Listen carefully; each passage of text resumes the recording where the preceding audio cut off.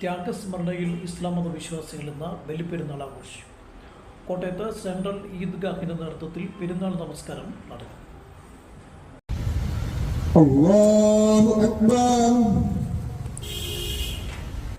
ദൈവകൽപ്പനയനുസരിച്ച് മകൻ ഇസ്മായിലിനെ ബലി നൽകാൻ തയ്യാറായ പ്രവാചകൻ ഇബ്രാഹിമിൻ്റെ ആത്മസമർപ്പണത്തെ അനുസ്മരിച്ചാണ് ലോകമെങ്ങും ഇസ്ലാം മത വിശ്വാസികൾ ഇന്ന് ബലിപ്പെരുന്നാൾ ആഘോഷിച്ചത്.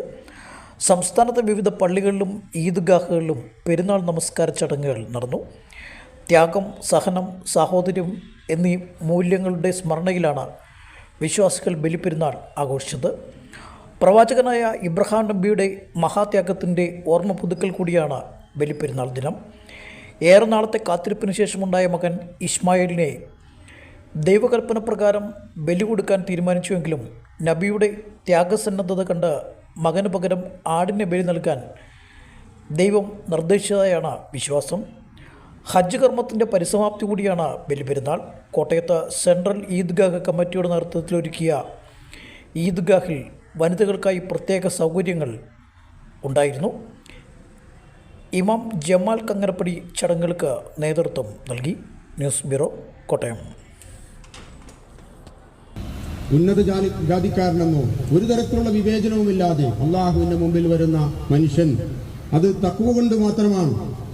യാ അയ്യുഹന്നാസ് ഇന്നാ ഖലഖനാകും മിൻ ദക്കരിൻ വ ഉൻസാ വജഅൽനാകും ശുഊബൻ വഖബായില ലിതആറഫു ഇന്ന അക്രമകും ഇൻദല്ലാഹി അത്ഖാകും.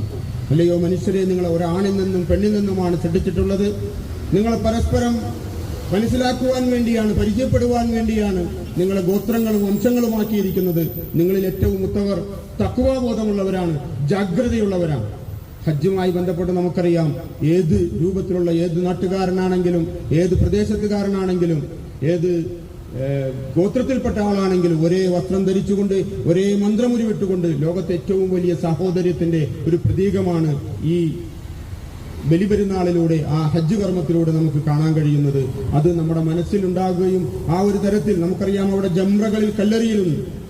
ജംറകളിൽ കല്ലെറിയുന്നത് പിശാചിനെയാണെന്ന് നമുക്കറിയാം. മനുഷ്യന്റെ ഉള്ളിൽ ഞാനെന്ന ബോധം, ഞാൻ അവനേക്കാൾ ഏതോ അർത്ഥത്തിൽ മിടുക്കനാണ്, ഞാൻ അവനേക്കാൾ ഏതോ അർത്ഥത്തിൽ ഒരു കഴിവുള്ളവനാണ് എന്നുള്ള അഹങ്കാരമെല്ലാം കളഞ്ഞുകൊണ്ട് നിഷ്കളങ്കനായിക്കൊണ്ട് ഭൂമിയിൽ ജീവിക്കുക, ഇതും ബലിപെരുന്നാൾ നമുക്ക് നൽകുന്ന വലിയ സന്ദേശമാണ്.